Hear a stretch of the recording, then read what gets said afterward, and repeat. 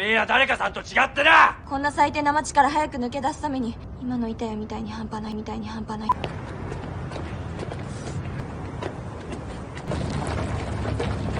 Kali ini kita akan membahas sebuah film yang berjudul Waruboro.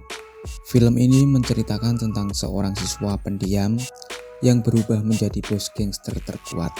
Seperti apa ceritanya? Mari kita mulai alur ceritanya.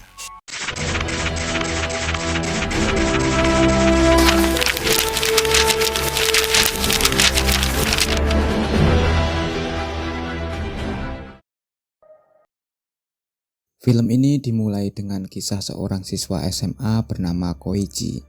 Pada awalnya, Koichi dikenal sebagai siswa yang pendiam dan tenang. Namun, semuanya berubah ketika sisi premannya muncul setelah ia terlibat dalam sebuah perkelahian.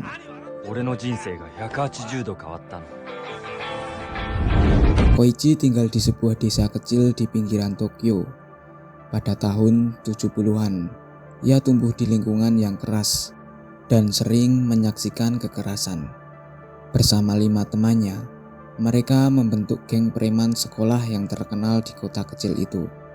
Tekad Koichi untuk menjadi preman semakin jelas ketika ia mulai mengubah penampilannya menjadi lebih maco.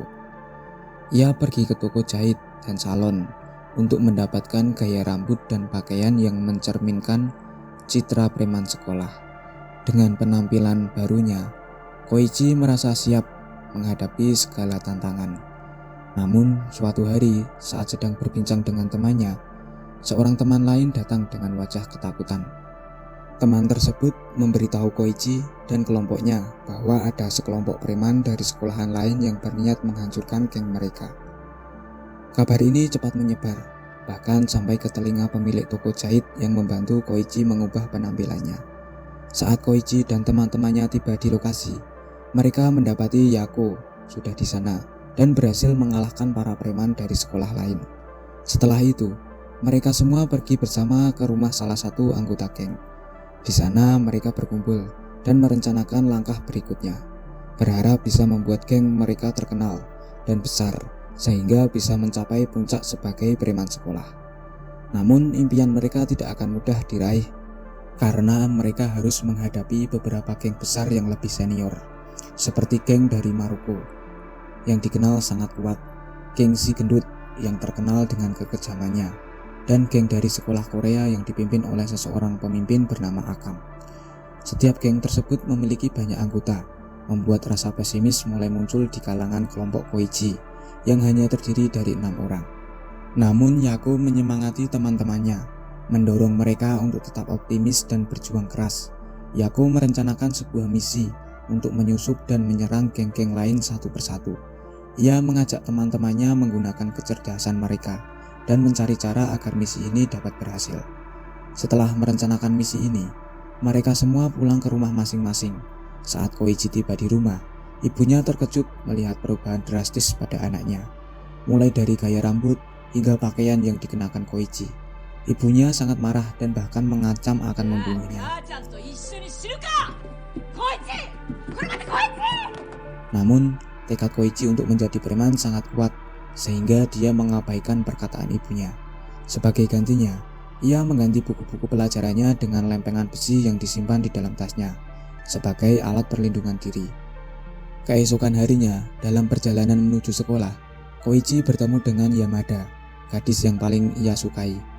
Namun Yamada terkejut melihat perubahan drastis pada penampilan Koichi, dan dari ekspresinya jelas terlihat bahwa dia tidak menyukai gaya baru Koichi. Ketika Koichi sedang berjalan di sekolah, tiba-tiba dia disergap oleh sekelompok preman dari sekolah lain.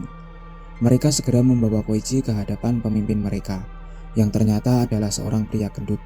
Tanpa menunggu lama, Koichi harus menghadapi bos gendut ini, yang secara tidak terduga adalah salah satu target misi kelompoknya. Si gendut terlihat sangat marah pada Koichi dan langsung menyerangnya dengan tubuh yang besar. Karena ukuran tubuhnya yang sangat besar, Koichi kesulitan menghadapinya.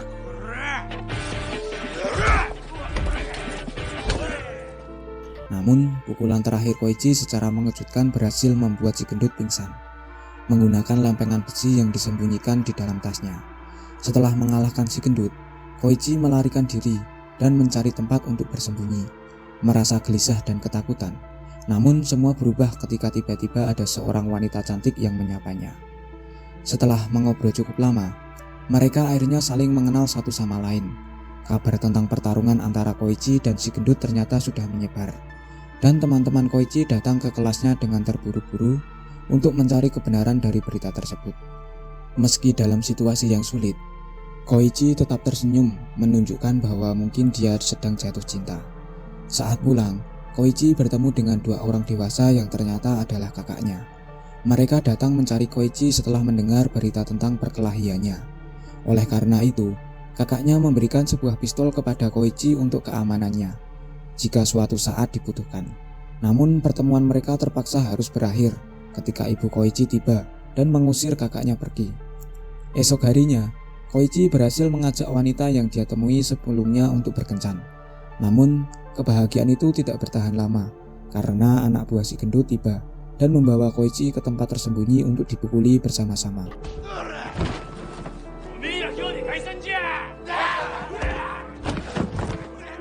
Seluruh teman Koichi juga menjadi target pengeroyokan dari kelompok anak buah si gendut, termasuk Yako yang akhirnya terluka parah dan harus dirawat di rumah sakit. Namun kekejaman anak buah si gendut berakhir ketika tiba-tiba muncul 3 pemuda yang membantu Koichi.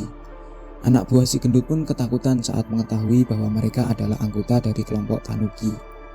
Setelah kejadian itu, Koichi menyadari bahwa dia harus segera pergi demi keselamatan teman-temannya. Ketika dia pergi, dia melihat teman-temannya tergeletak karena serangan yang dilakukan oleh anak buah si gendut. Koichi tidak bisa menerima kenyataan bahwa teman-temannya menjadi korban pengeroyokan, dan dia berniat untuk membalas dendam. Esok harinya, Koichi memutuskan untuk menemui si gendut dan melancarkan pembalasan. Meskipun dihadapkan pada banyak anggota si gendut di sana, Koichi tidak gentar. Hal ini karena dia membawa pistol yang diberikan kakaknya. Para anggota si gendut hanya bisa menyaksikan bos mereka dipukuli oleh Koichi tanpa berani mendekat, terintimidasi oleh ancaman pistol yang diarahkan padanya.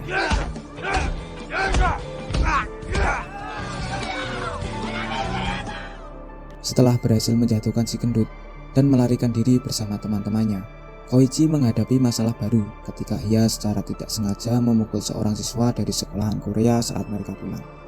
Ternyata, siswa-siswa tersebut adalah anggota dari kelompok preman yang dipimpin oleh Akam, seorang pemimpin preman di SMA Korea.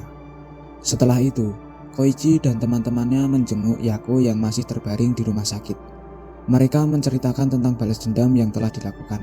Namun Yako justru memberikan peringatan kepada Koichi bahwa tindakan mereka bisa memicu konflik yang lebih besar yang akan mereka hadapi di masa depan. Setelah Yako pulih sepenuhnya dari lukanya, dia kembali ke sekolah bersama Koichi dan teman-temannya. Namun tiba-tiba salah satu dari mereka memberitahu bahwa Akam, pemimpin kelompok preman dari sekolah Korea, telah muncul di depan gerbang sekolah.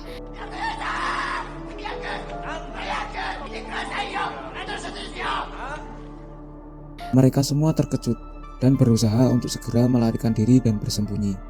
Namun dalam kepanikan, tidak semuanya berjalan lancar. Seorang anak kecil melihat gaya berjalan Koichi dan teman-temannya saat mereka melarikan diri, dan tanpa sengaja ia pun berteriak. Teriakan itu terdengar oleh kelompok Akam.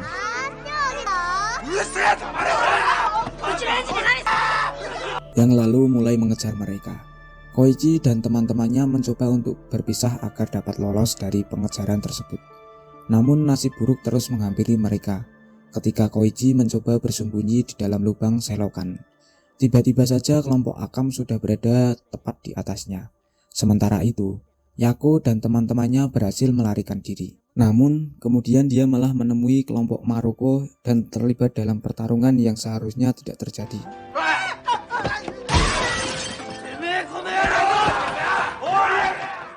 Mereka kembali pulang dengan luka-luka parah di wajah.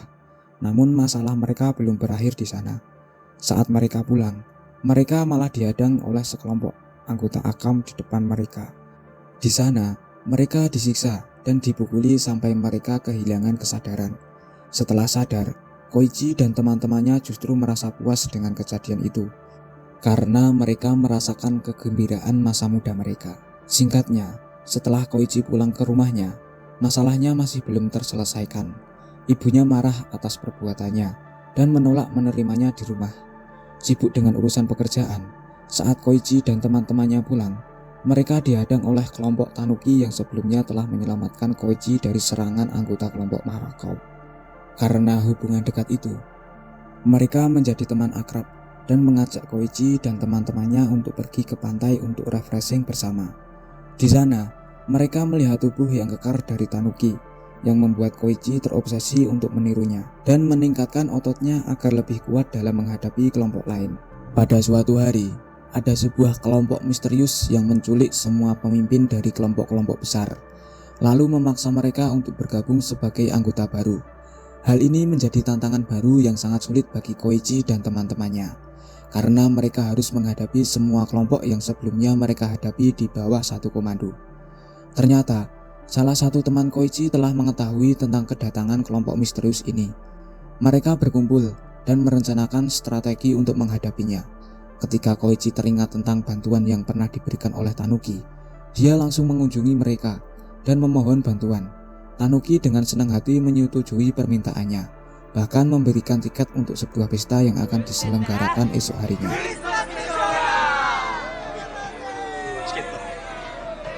Di sekolah, Koichi bertemu dengan Yamada dan berniat untuk memberikan tiket tersebut kepadanya. Namun sebelum dia sempat memberikannya, Yamada pergi meninggalkan Koichi. Ketika Yamada pergi, dia secara tidak sengaja menjatuhkan buku harian.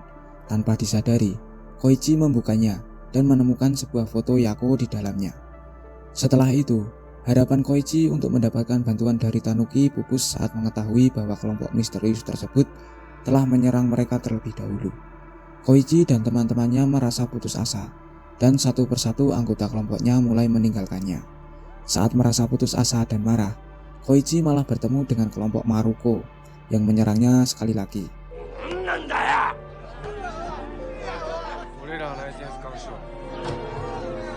Setelah itu, Koichi menerima kabar bahwa ibunya sakit karena sering bekerja lembur. Keputusasaan Koichi semakin bertambah. Namun untungnya, Yamada muncul pada saat yang tepat untuk memberikan motivasi dan semangat kepada Koichi.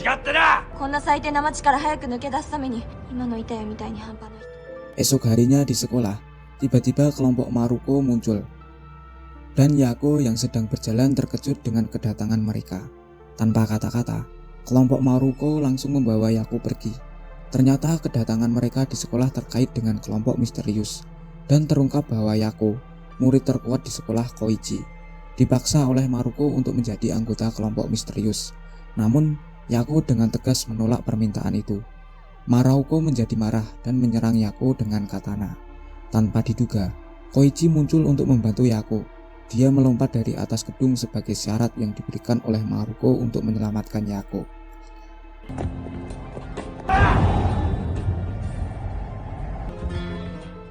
Rupanya, teman Koichi yang sebelumnya keluar dari kelompoknya ternyata hanya pura-pura untuk bergabung dengan kelompok misterius.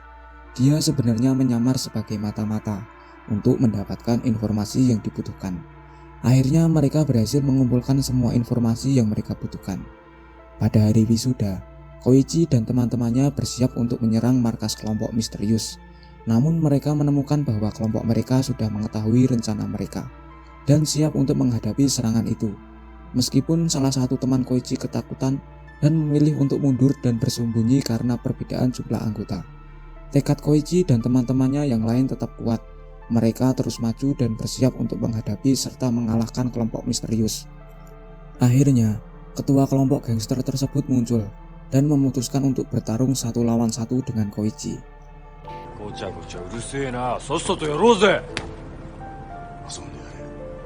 Saat pertarungan berlangsung, tiba-tiba ketua kelompok gangster muncul dengan membawa tongkat dan menyerang Yako dari belakang.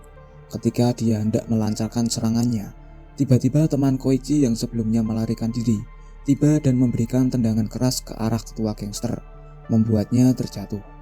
Tak beberapa lama kemudian, dia mulai bangkit kembali, sementara Koichi meskipun sudah babak belur, akhirnya juga bangkit kembali dan memulai serangan baliknya. Pertarungan sengit antara keduanya terjadi, meskipun kekuatan dan keahlian bertarung keduanya jauh berbeda.